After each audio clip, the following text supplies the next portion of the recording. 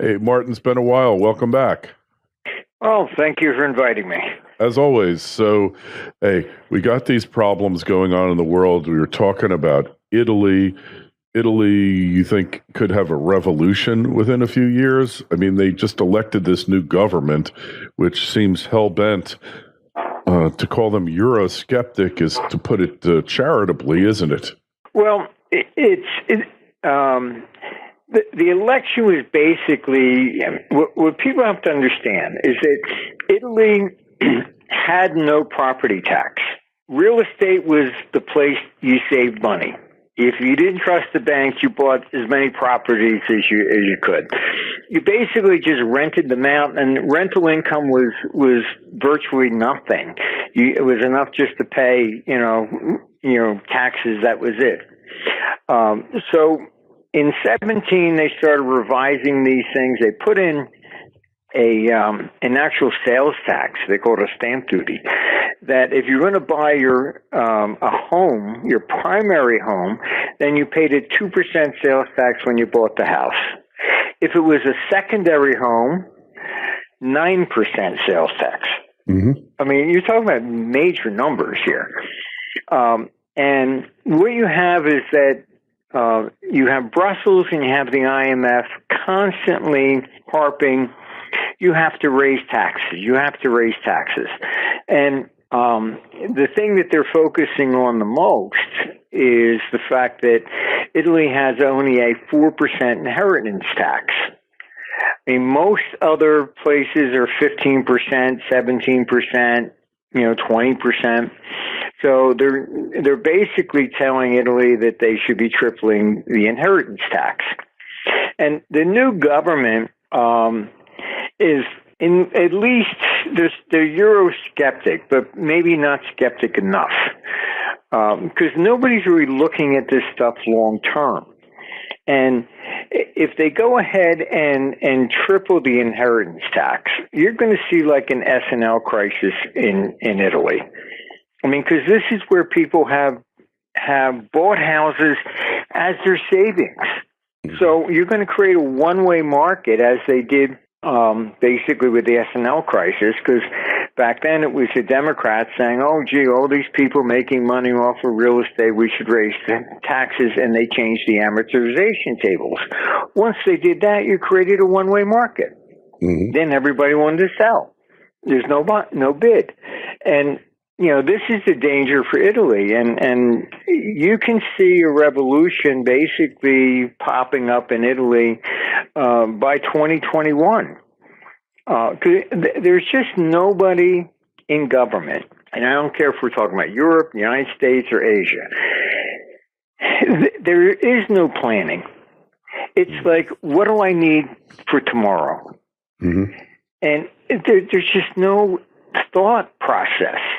I mean, I just did a piece on New Jersey, okay, fine, we need money for our own pension, so we'll tax water now. I mean, you're already paying. So, and then they lie about that, and they say, well, it's not a tax, it's a fee. Well, if it's a fee, then it should be a flat fee. No, they want 10 cents per thousand gallons. Yeah. So it's a tax. You can call it whatever you want, but if it's going to continue to rise with your usage, it's not a fee like a driver's license. Mm-hmm. So, but it's systemic, and the problem is that politicians there's no qualification whatsoever. Mm-hmm. I mean, you just look at this girl who was 28, just elected in New York, Lopez. in the primary. Ocasio-Lopez. I mean, fine, nice-looking girl, whatever. She was a waitress and a bartender. She should have stuck to it. She has zero experience in anything. Cortez. And this is why around the world they call it the Trump revolution. But, people don't understand what it is. It's not a left or right view. She was elected in the Democrats, all right, it's part of the same revolutionary process. It's whoever's in power is being basically thrown out. You saw it in Malaysia. You saw it basically in Spain. You have the same thing in Italy, Hungary, the Brit exit. It's systemic, and it's across the globe. It's because politicians have no planning skills. It's just they have looked at people as, well, they're just a dumb sheep, and if we ever need money, we just raise taxes. That's it. Yeah.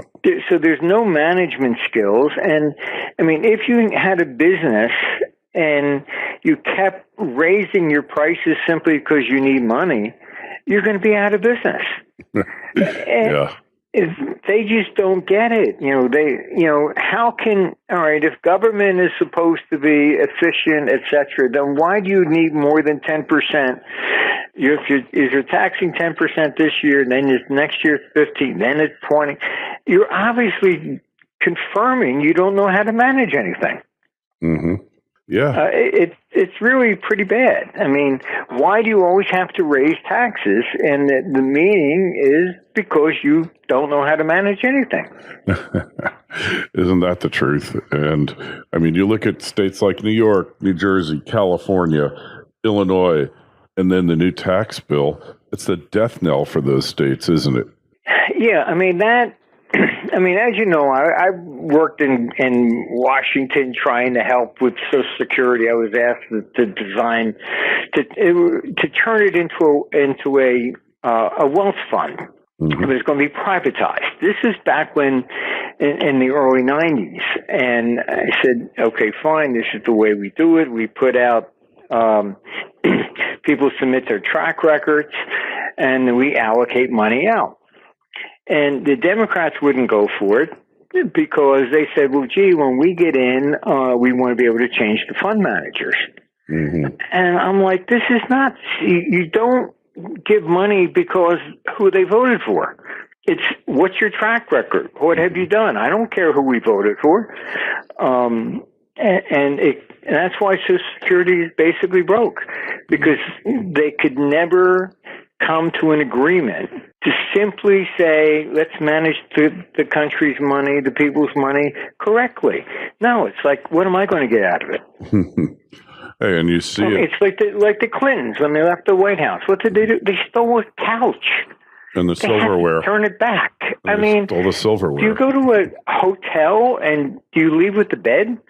If you're the Clintons, you might. I mean, it's a matter of character. I mean, do you do that? I mean, and, okay, fine. I thought it was really mine. So, Congress has to say this is kind of unusual. All right, we'll give it back. Yeah, we'll just give it back. Right. It's all the way across the board, and it's just it's terrible. But, that's why they hate Trump so much, is because basically he's not one of them. And he's looking at some of this stuff and saying, hey, this is kind of crazy. Yeah, so what about Trump? I mean, he hasn't been able to cut back on spending. We're still heading towards disaster on that score. And he's limited, by his own party, what he can get accomplished here. What's his next step here to take control of this thing? I don't think he's going to be able to. It's not a swamp; it's an ocean, and a deep one. Yeah, a very deep one, and it's.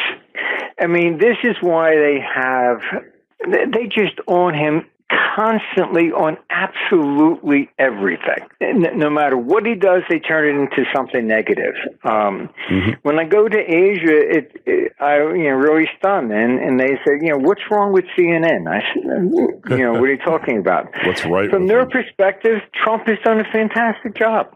They said he's got trade actually being negotiated.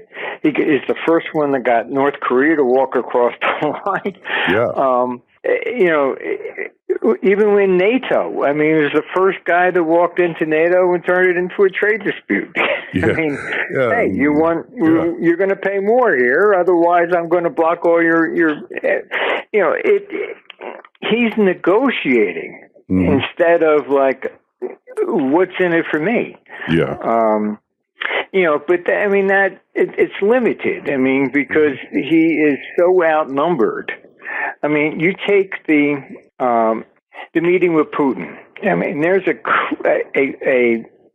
great example, because I actually was involved. I mean, my case is exactly what Putin was talking about. Putin basically said, fine, Mueller, you want to come over here and interrogate Russians? Feel free. Let us do the same.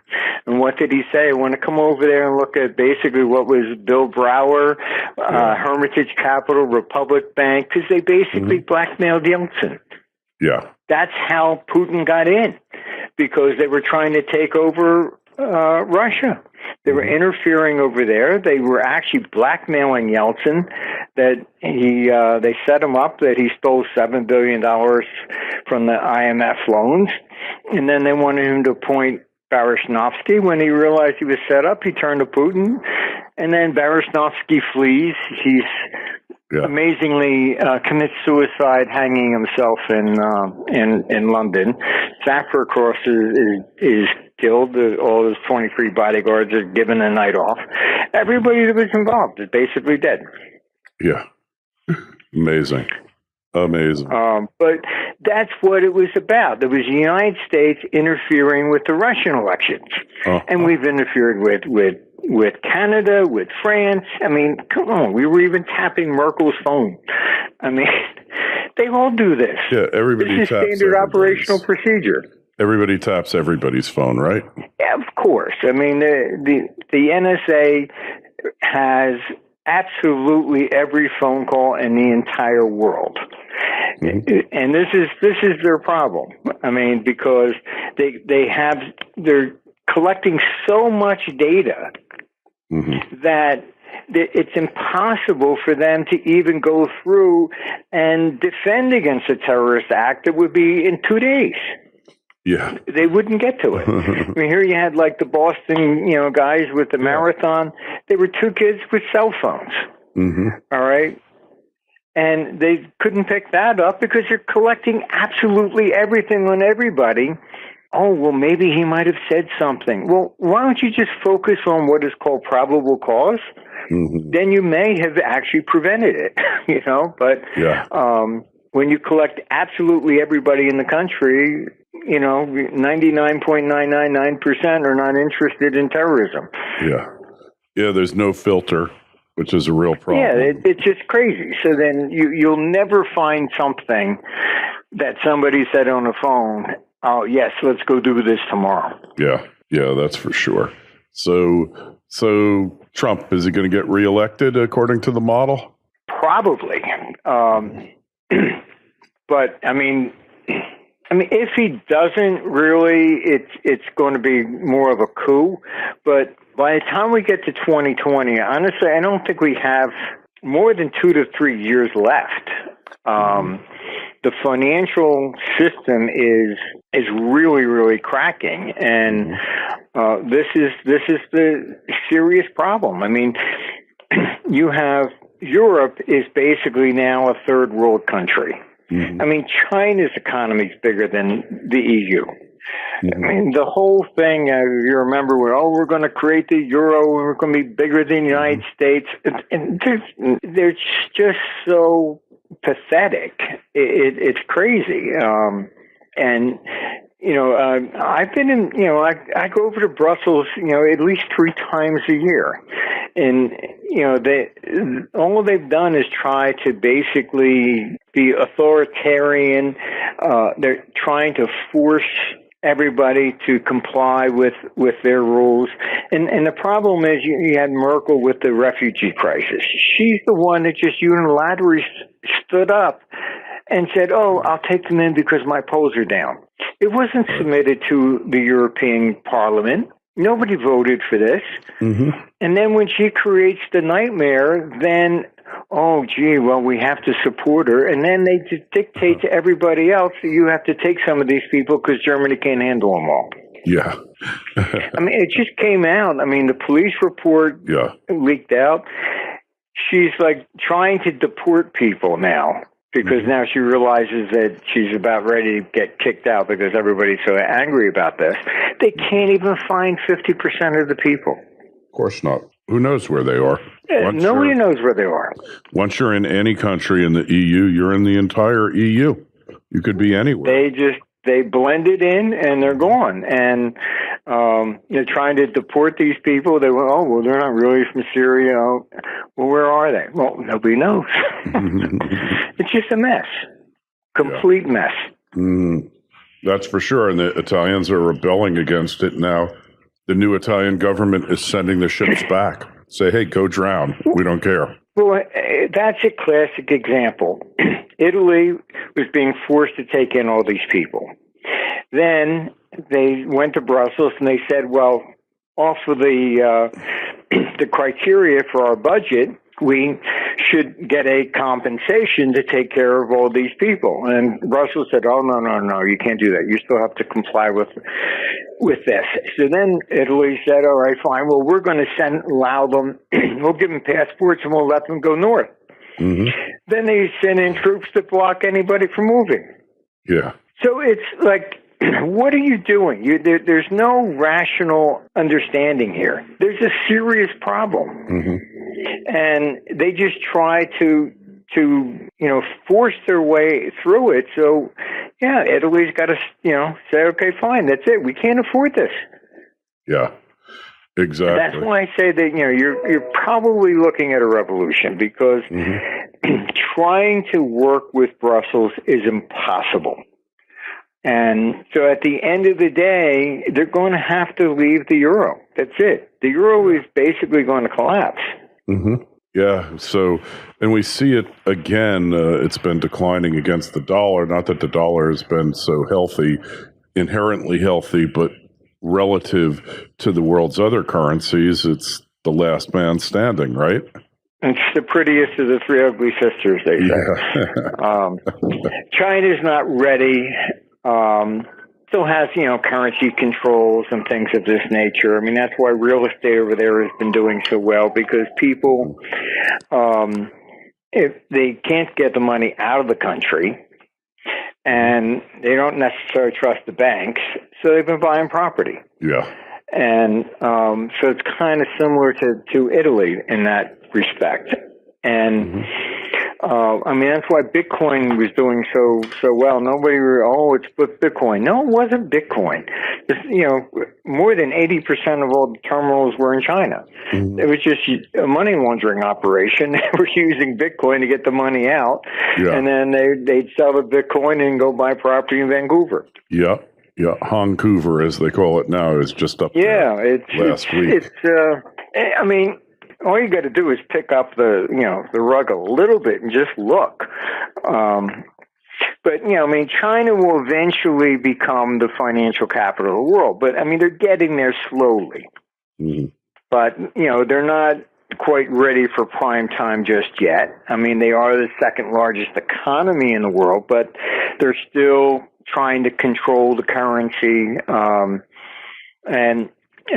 That's why Japan never really made it. In Japan, if you wanted to issue a note or a bond in Japanese yen, you had to get approval from the Ministry of Finance. The dollar is the world's currency because I can issue a bond to you in dollars in Singapore. We don't have to go to Washington to ask permission. Can we denominate our security in dollars? Anybody can. And that's why you also have third world countries with massive dollar debts. They've issued all these bonds in dollars, and that's why you have emerging market debt crisis that's building. As the dollar goes up, these people can't pay back. They've lost a ton of money on the foreign exchange. Right. Yeah. Very true. Very true. And in effect, it was the biggest short of all times. How much longer is that going to go on for, do you think? Honestly, I doubt you're going to be able to see this continue much beyond about 2021 at the max. I do think we're probably going to have some sort of a currency reset But the euro has basically shot itself in the foot. I mean, I've been in meetings, and they wanted to take away trading in the euro from Britain. And the reason, if the euro comes under attack, they want to be able to, outlaw short selling and stuff like that. So I asked them, I said, okay, fine. This is just being punitive to Britain. What do you mean? I said, are you going to take it away from New York, from Chicago, from Tokyo, from Hong Kong, from Shanghai? And they look at you and they go, well, no, just Britain. And I said, well, you're not going to be able to create, what are you trying to do with the euro? You're trying to turn it into the old Soviet, ruble that nobody can trade it? Yeah. Crazy. I mean, this is the problem with them. They outlaw short selling bonds unless you have them. They just think that they can keep some sort of massive control over the economy to make it, to prevent it from crashing, that would prevent them, that would cost them their jobs. So, I mean, honestly, when I go to Brussels, it is no longer about what's good for the continent. The heck with the people, the heck with the economy. It's all about, gee, if the euro goes, we lose our pensions and our jobs. That's it. Okay. So, getting back to Bitcoin for a minute. So, it was a big money laundering scheme, still is to some extent. But is it going to come back, or is there going to be another cryptocurrency that takes its place, do you think?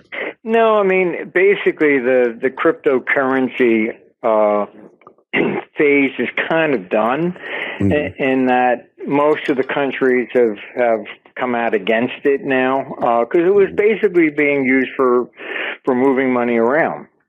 And then you had a lot of people that were believing the nonsense that, this is going to replace the dollar, it's going to replace all central banks. I mean, the governments are the ones with the tanks and the guns. Yeah. Do you really think that they're going to let something like that happen?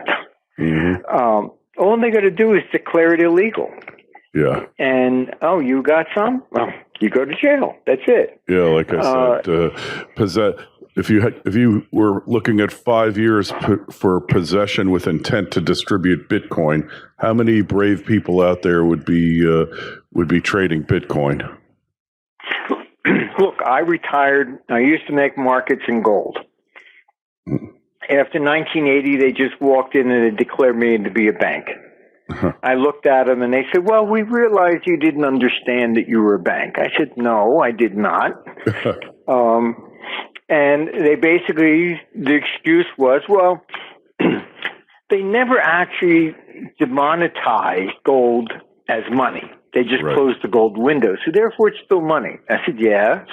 Okay, fine. So therefore, our interpretation is you're a bank, and you should have been reporting everybody that bought and sold more than $10,000. Really?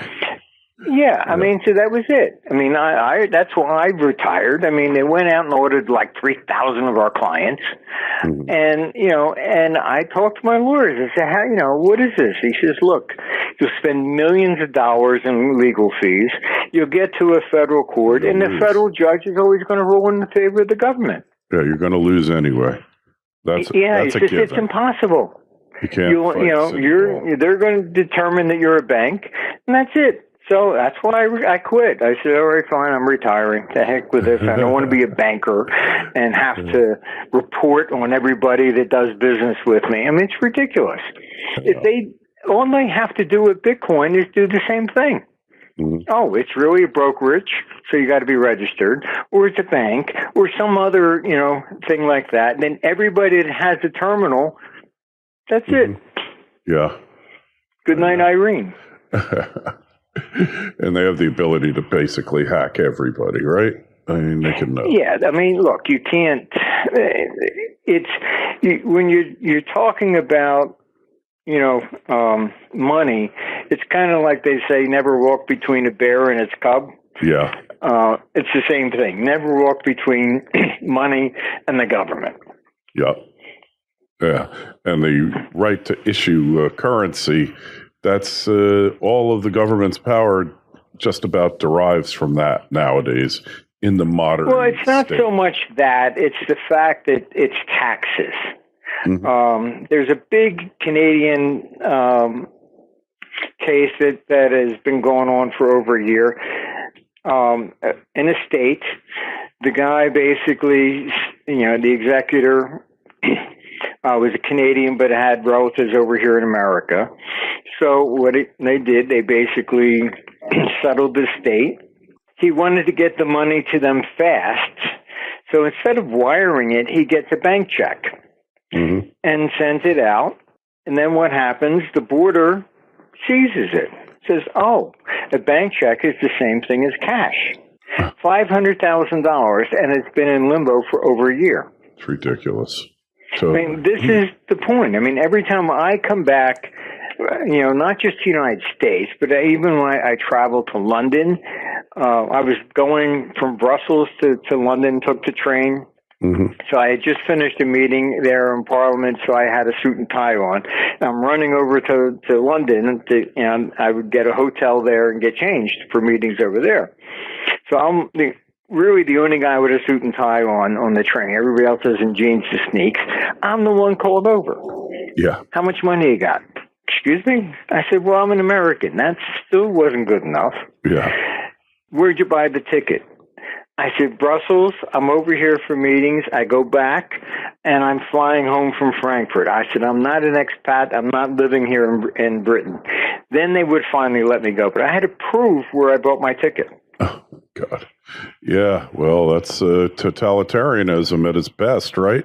If you get on a train from Switzerland to Luxembourg that passes through France, they're stopping them, and they're going on the trains and searching everybody's bags for money. Unbelievable. It's just wholesale confiscation. Yeah. So is there anything we could do about this, or what do we do here? Martin, you said... I don't know. I mean, I think that's basically when you what revolutions are all about. It's You mentioned gold. You were seeing it going higher in the summer. You still sticking to that? No, afterwards. I mean, we had the little rally. Then we basically have gone back down. Gold is not ready yet. Plus, a lot of the people that were in gold, they switched to the Bitcoin stuff. So, I mean, gold. You have to understand is that gold does not go up with inflation or any of those scenarios. It's all kind of nonsense. Yeah. What it goes up with is when the confidence in government collapses.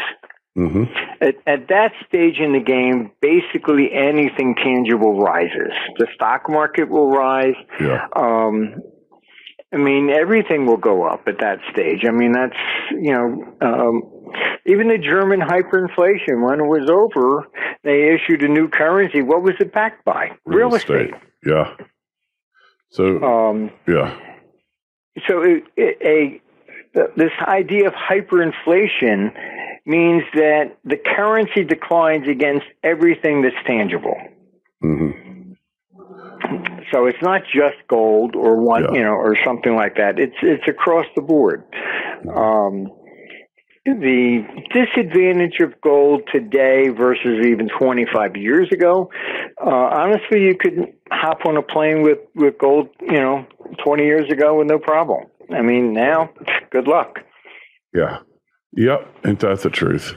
Ain't that the truth? You take $10, $20 gold pieces, TSA will confiscate it from you. Yeah. Oh, that's more than $10,000. And they know what the value is. Italy, you know what they're doing over there? People were getting a lot of gold jewelry, very heavy chains and stuff like that. Yeah. If it looks like you got too much on, they take it off and weigh it. Yeah. Even on the wearable stuff, huh? Yeah, it's wow. It's getting, this hunt for money is just pervasive. Yeah. And unfortunately, we're going to have to put up with more and more of it because until, this is what the Trump revolution is about. And the 28-year-old in New York who is on the Democratic side, it's not a particular philosophy. It's basically who's ever in power, just throw them out. Yeah, that sounds good to me. You saw the same thing in 1933. You had the extreme right, Hitler gets elected. You have FDR on the socialist side in the United States, and then you had Mao, who was extreme left. So it wasn't a particular philosophy. Mm-hmm. It was whoever pitched the best thing at that particular time against whoever was in power. So it's just a product. It's an appealing product. What appeals more, right?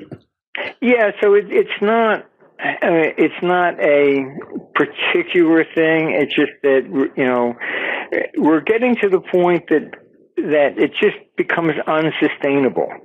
Mm-hmm. I mean, Illinois. It's just, what do? The court ruled it's in the Constitution, so you can't even negotiate. Yeah. With these pensions. So all they do is they just keep raising taxes and 25% increase in property taxes, another 30%. I mean, you make it impossible for anybody to live. Yes, very true. Very, very true. Sad state. Your house values declined. The same thing's happening in California. I mean, it's California now has more people leaving than going to it. Who would have thought? New Jersey, New York, Illinois, Pennsylvania. It's all the same story. Everybody's moving either to Florida. There's only 7 states without an income tax. 7 or 9. You got South Dakota, Alaska. Nobody's moving to Alaska. You got New Hampshire. You have Tennessee, Nevada, Florida, and I'm sure I'm missing one in there. Texas, of course. So that's it. That's your choice, huh? And look at the states most growing. Most of them seem to be coming to Florida or to Texas.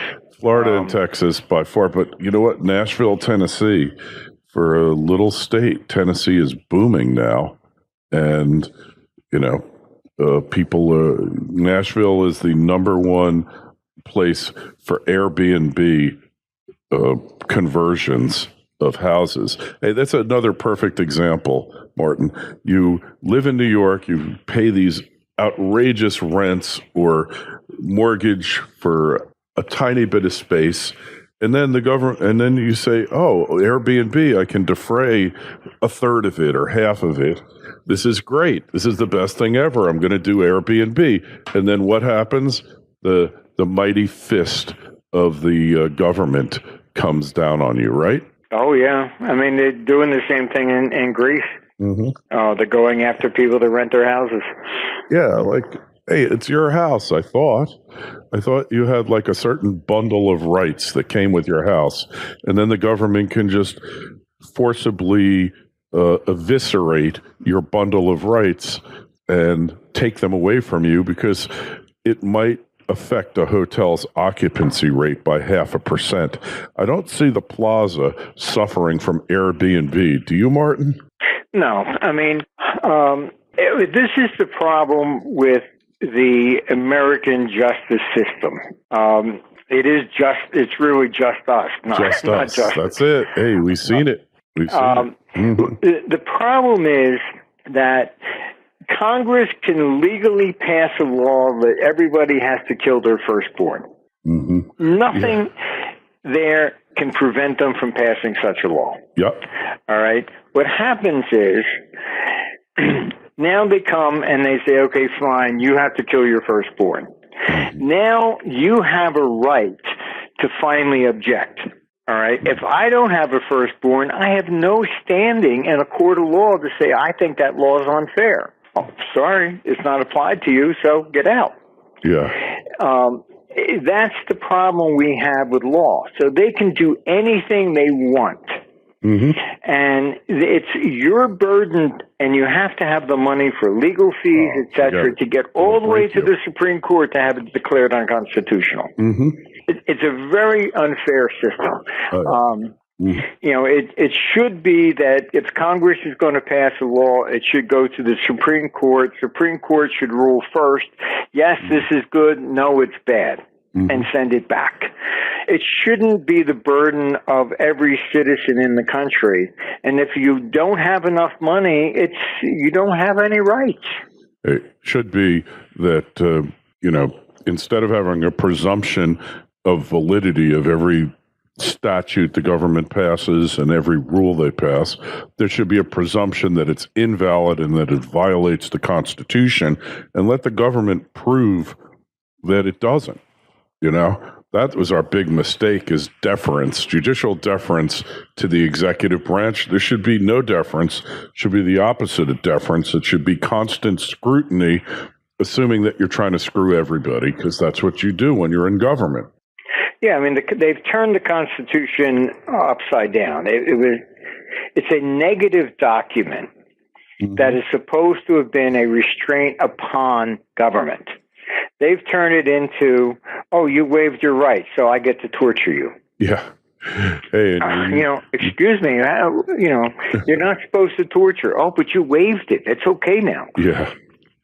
Hey, and we've seen it over and over and over again. And Trump has attempted to do something. I don't know what really one man can really accomplish. Was it Jefferson who said one man with courage is a majority? I know. I think those days are gone. Yeah. But I mean, you look at that Putin meeting. Why did the Justice Department come out 2 days before and indict the Russians? That shows the deep state working against Trump. They knew that would create a controversy for his very meeting. Yeah. Now, if they were on his side, you don't do that before a meeting like that. Exactly. Well, they didn't want him to arrive at any accommodation with the Russians, right? I mean, it's so obvious. I mean, they know basically that, Obama's come out and said, look, it didn't affect the elections because nobody actually hacked into the machines. And what is the entire argument? Oh, they hacked the Democratic files and they released them. Okay, but nobody has said that they altered any. Yeah, very true. Okay, so whatever was released, all the corruption that they were talking about was real. Yeah. So it's kind of like Snowden. Oh, he's a traitor. Why? Because he told the people we were lying to him. Mm-hmm. Why is that a traitor against the country? If the country is the people, then he's basically telling the people that the government is lying to them. Mm-hmm. How is that treason? Yeah, good question. But, they turn it into, if you rat on the government, that's treason. It's not the people. I know. Very true. And according to the Supreme Court, the sovereign of the nation is the people, not the government. Yeah, and the government's here to serve you. You're not supposed to be a vassal of the state. But all of that has somehow changed. Yeah, it's all been inverted. So, very nice words. We the people. Yeah, we the people. Well, I guess as long as we the people put up with it, we the people are going to have to take what comes from it, right? Yeah, this is why you end up with revolutions, because they will do whatever they can for as long as they can, and then they suddenly stand up and